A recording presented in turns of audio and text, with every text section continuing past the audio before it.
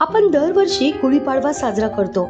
गुढीपाडवा हा हिंदू नववर्षाचा पहिला दिवस.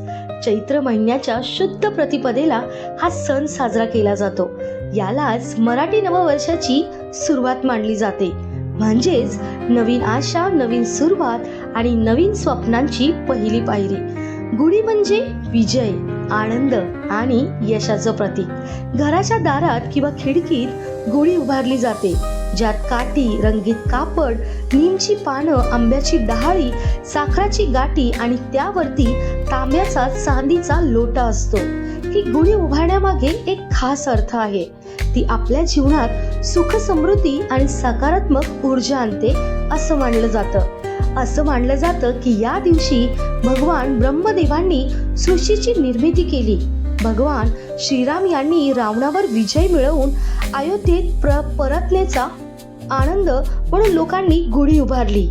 हा सण वाईटावर चांगल्यांचा विजय दर्शवतो. म्हणूनच गुढीपाडवा म्हणजे नवीन सुरुवात, विजय आणि सकारात्मकतेचा पहिला सण. या दिवशी लोक लवकर उठून अंघोळ करतात, नवीन कपडे घालतात, घर सजवतात, रांगोळी काढतात आणि गोड पदार्थ बनवतात. नीम आणि गोड खाल्लं जातं. त्याचा अर्थ असा असतो की जीवनात गोड आणि तिखट दोन्ही अनुभव येणार आणि आपण ते स्वीकारायचे. ताई, या गुढीपाडव्याला फक्त सण म्हणून नाही, तर एक नवीन सुरुवात म्हणून बघ. तुझ्या आयुष्यातील प्रत्येक स्वप्न पूर्ण हो. तुझ्या कुटुंबात आनंद, समाधान आणि भरभराट येवो.